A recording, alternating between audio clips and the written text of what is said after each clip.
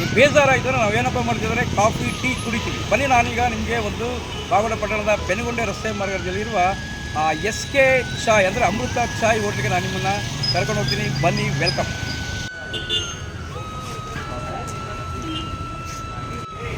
Photo ಏನು ಹೆಸರು ತಮ್ಮದು? ಸಾಗರ್. ಸಾಗರ್, ಹೇಗಿದೆ ಟೀ? ಚೆನ್ನಾಗಿದೆ. ಏನಪ್ಪ ನಿಮ್ಮ ಹೆಸರು? ಚಿನ್ನ. ಓಹೋ, ಚಿನ್ನ ಅಂದರೆ ಬೆಳ್ಳಿ ಬಂಗಾರನ ಅಲ್ಲ. ಹೇಗಿದೆ ಟೀ? ಆಗಿದೆ, ಸೂಪರ್ ಆಗಿದೆ. Right, okay. ಟೀ ಕುಡಿತಾ ಇದ್ರಲ್ಲ, ಹೇಗಿದೆ? ಚೆನ್ನಾಗಿದೆ. ಟೀ ಎಷ್ಟು ಕಾಸ್ಟ್? ಎಷ್ಟು? 10 ರೂಪಾಯಿ. ಬರೀ 10 ರೂಪಾಯಿ ಅಂತ ನೋಡಿ ಗ್ರಾಹಕರೇ. ಟೀ ಕುಡಿದ್ರೆ 10 ರೂಪಾಯಿ, ಕಾಫಿ ಕುಡಿದ್ರೆ 10 ರೂಪಾಯಿ. Okay, super. ಬೆಳಗ್ಗೆ ಎಷ್ಟು ಗಂಟೆಗೆ ಓಪನ್ ಮಾಡ್ತೀರಾ? ಸರ್ 5:30 ಓಪನ್ ಮಾಡ್ತೀವಿ. ಬೆಳಿಗ್ಗೆ 5:30ಗೆ. ಚಳಿಗೆ ಬಂದು ನಾವು ಆರಾಮ್ಸೆ ಕುಡಿಬೋದು. ಸಾಯಂಕಾಲ ರಾತ್ರಿ 9 ಗಂಟೆವರೆಗೂ ಇರ್ತೀವಿ. ರಾತ್ರಿ 9 ಗಂಟೆವರೆಗೂ ಇರ್ತೀರಾ? ಏನು ವಿಶೇಷ? ಏನು ಇರ್ತದೆ ಸ್ಪೆಷಲ್? ಏನು? ಬೆಲ್ಲದ Tina? Okay okay okay okay okay ಬೆಲ್ಲದ ಟೀ. ಕಾಫಿ? ಬೆಲ್ಲದ ಕಾಫಿ. ಓಕೆ, ನೋಡಿ ಗ್ರಾಹಕರೇ, ಟೀ ಕುಡಿದ್ರೆ 10 ರೂಪಾಯಿ, ಕಾಫಿ ಕುಡಿದ್ರೆ 10 ರೂಪಾಯಿ, ಅದು ಬೆಲ್ಲದ ಟೀ. ಬನ್ನಿ, ನಿಮ್ಗೆ ಏನಾದರೂ ಮೈಂಡ್ ಬ್ಲ್ಯಾಕ್ ಆಗಿ ಬೇಜಾರಾಗಿ ಸಖತ್ತು ಒಂಥರ ನನಗೆ ಮೈಂಡೆಲ್ಲ ಇದಾಗಿದ್ದಪ್ಪ ಅಂದರೆ ಪೆನುಗೊಂಡೆ ರಸ್ತೆ ಮಾರ್ಗದಲ್ಲಿರುವ ನಮ್ಮ SK ಅಮೃತ ಹೋಟೆಲ್ ಚಾಯ್ ಅಂಗಡಿಗೆ ಬಂದು ನೀವು ಟೀ ಕಾಫಿಯನ್ನು ಕುಡಿಬೋದು. ನಮಸ್ಕಾರ ನಮಸ್ಕಾರ ನಮಸ್ಕಾರ.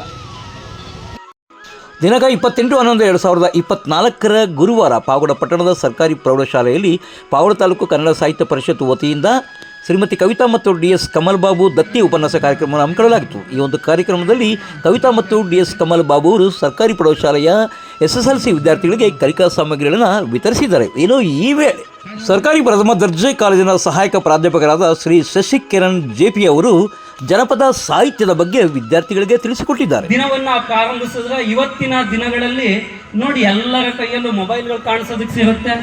ಬೆಳಗ್ಗೆ ಎದ್ದ ತಕ್ಷಣ ಯಾರ್ಯಾರು ನೆನೆಯಾಲಿ ಅಂತಂದ್ರೆ ವಾಟ್ಸಪ್ಪು, ಫೇಸ್ಬುಕ್ಕು, ಇನ್ಸ್ಟಾಗ್ರಾಮ್ನ ಒಂದು ಅರಗಳಿಗೆ ನೆನೆಯೋಣ ಅನ್ನುವಂಥ ಚಿತ್ರಣವನ್ನ ನಾವು ನೋಡೋದಕ್ಕೆ ಸಾಧ್ಯವಾಗುತ್ತೆ. ನೋಡಿ, ವಾಟ್ಸಪ್ಪು, ಫೇಸ್ಬುಕ್ ಅಂದ ತಕ್ಷಣ ನಮಗೆ ಮುಖಗಳು ಅರಳಿ ನಿಂತುಬಿಟ್ಟೈತೆ. ಯಾಕೆಂದ್ರೆ ಎಲ್ಲರಿಗೂ ಕೂಡ ಚಿರಪರಿಚಿತ.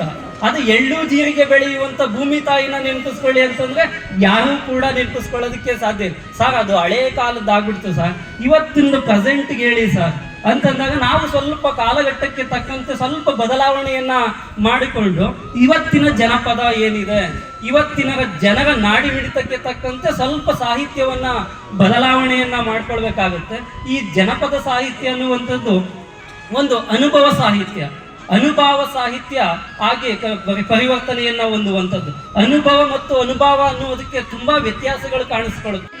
ಇದೇ ವೇಳೆ ಕನ್ನಡ ಸಾಹಿತ್ಯ ಪರಿಷತ್ ಅಧ್ಯಕ್ಷರಾದ ಕಟ್ಟ ನರಸಿಂಹಮೂರ್ತಿ ಕಾರ್ಯಕ್ರಮವನ್ನು ಉದ್ದೇಶಿಸಿ ಮಾತನಾಡಿದ್ದಾರೆ. ಅದು ಪುದುವಟ್ಟನ್ನಾಗಿಟ್ಟು ಅದರಲ್ಲಿ ಬರುವಂತಹ ಬಡ್ಡಿ ಹಣದಲ್ಲಿ ಕಾರ್ಯಕ್ರಮಗಳನ್ನ ನಿರಂತರವಾಗಿ ನಡೆಸ್ಕೊಂಡು ಹೋಗ್ಲಾಗುತ್ತೆ. ಸಾಹಿತ್ಯಕ್ಕೆ ಪೂರಕವಾಗಿ ಪ್ರೇರಕವಾಗಿ ನಿಂತ ಶ್ರೀಯುತ DS ಕಮಲ್ ಬಾಬು ದಂಪತಿಗಳನ್ನ ನಾನು ತುಂಬು ಹೃದಯದಿಂದ ಪಾವಗಡ ತಾಲೂಕಿನ ಎಲ್ಲ ಕನ್ನಡಿಗರ ಪರವಾಗಿ ನಾನು ಅವರನ್ನು ಅಭಿನಂದಿಸ್ತೇನೆ.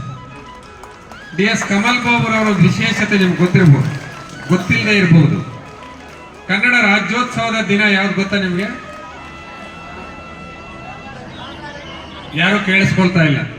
ಕನ್ನಡ ರಾಜ್ಯೋತ್ಸವದ ದಿನ ಯಾವತ್ತು? ನವೆಂಬರ್ 1. ಕಮಲ್ ಬಾಬುರವರ ಹುಟ್ಟಿದ ದಿನ ಯಾವತ್ತು ಗೊತ್ತಾ ನಿಮ್ಗೆ?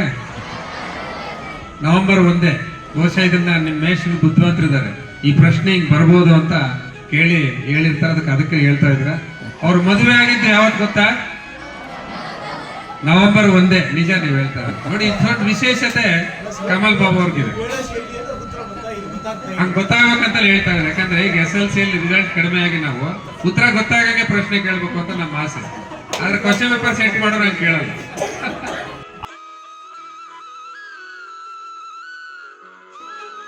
ಇನ್ನು ಒಂದು ದತ್ತಿ ಉಪನ್ಯಾಸ ಕಾರ್ಯಕ್ರಮದಲ್ಲಿ DS ಕಮಲ್ ಬಾಬು ಅವರು ಮಾತನಾಡಿದ್ದು ಹೀಗೆ. ಮೊದಲಿತ್ತು ಏನಿತ್ತು, ಮಕ್ಕಳಿರಲ್ಲವ್ವ ಮನೆ ತುಂಬ ಅಂತಿದ್ರು. ಈಗ ನನ್ನ ಆಸೆ ಸರ್ಕಾರಿ ಶಾಲೆಯಲ್ಲಿ ತುಂಬಿರಲ್ಲಪ್ಪ ವಿದ್ಯಾರ್ಥಿಗಳು ಅನ್ನಂಗಾಗಿದೆ.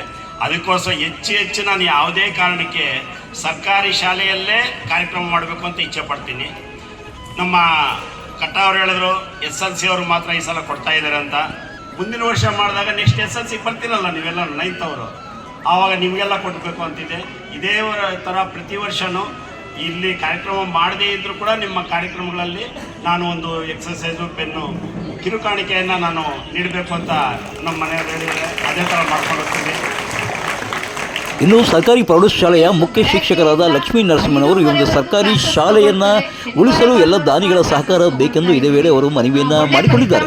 ಬರುತ್ತೆ ಇನ್ನು ಮುಂದೆ ನಮ್ಮ ಶಾಲೆ ಇನ್ನೂ ಸಹ ಸ್ಟ್ರೆಂತ್ ಜಾಸ್ತಿ ಆಗುತ್ತೆ, ಫಲಿತಾಂಶನೂ ಹೆಚ್ಚಾಗುತ್ತೆ.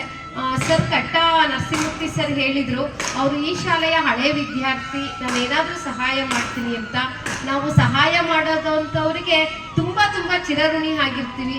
ಯಾಕೆಂದರೆ ಇಲ್ಲಿ ನಮ್ಮ ಶಾಲೆಯನ್ನು ಉನ್ನತ ಮಟ್ಟಕ್ಕೆ ತೆಗೆದುಕೊಂಡು ಹೋಗ್ಲಿಕ್ಕೆ ಹನಿ ಹನಿ ಗೂಡಿದ್ರೆ ಹಳ್ಳ, ತೆನೆ ಗೂಡಿದ್ರೆ ಬಳ್ಳ ಅನ್ನಾಗೆ ಎಲ್ಲರೂ ಕೈ ಜೋಡಿಸಿದ್ರೆ ಇಡೀ ಇದು, ಯಾಕೆಂದರೆ ಮಹಾರಾಜರ ಕಾಲದ ಶಾಲೆ, ಇದಕ್ಕೊಂದು ಇತಿಹಾಸ ಇದೆ. ಆ ಶಾಲೆಯನ್ನು ಇಡೀ ಪಾವಗಡದಲ್ಲಿ ಒಂದು ಪ್ರಸಿದ್ಧಿಯಾಗಿ ಮಾಡಬೇಕು ಅಂದ್ಬಿಟ್ಟು ಎಲ್ಲ ಕೈ ಜೋಡಿಸ್ತಾರೆ. ಅವರಿಗೆ ನಮ್ಮ ಶಾಲೆ ಪರವಾಗಿ ತುಂಬ ಧನ್ಯವಾದಗಳನ್ನು ಹೇಳ್ತಾ ಇದ್ದೀನಿ. ನಮ್ಮ ಶಾಲೆಯಲ್ಲಿ ಪ್ರತಿ ಉಪನ್ಯಾಸ ಕಾರ್ಯಕ್ರಮದಲ್ಲಿ ಕನ್ನಡ ಸಾಹಿತ್ಯ ಪರಿಷತ್ನ ಗೌರವ ಕಾರ್ಯದರ್ಶಿಗಳಾದ ಐ.ಎ. ನಾರಾಯಣಪ್ಪ ಮತ್ತು ಶಿಕ್ಷಕರಾದ Nagappa, Subbarayappa, Gopal, Ganesh Naik, Nagaraju B, PR. Nataraj, Balaji Naik, Manjunath N ಮತ್ತು ಆಶು ಕವಿಗಳಾದಂಥ ದೌಸಂ ಗೋಪಾಲ್ ಮತ್ತು ಶಾಲಾ ಸಿಬ್ಬಂದಿ ಹಾಗೂ ಎಸ್.ಡಿ.ಗಳಾದ ಕೃಷ್ಣಮೂರ್ತಿ, ಶ್ರೀನಿವಾಸ್ ಬಿ.ವಿ ಮತ್ತು ಶಾಲಾ ವಿದ್ಯಾರ್ಥಿಗಳು ವಿದ್ಯಾರ್ಥಿನಿಯರು ಹಾಜರಿದ್ದರು. ಅನಿಲ್ ಮಹಾದೇವ್ ಜೊತೆ ಸತ್ಯ ಲೋಕೇಶ್, ಪಾವಗಡ ಪವರ್ ನ್ಯೂಸ್.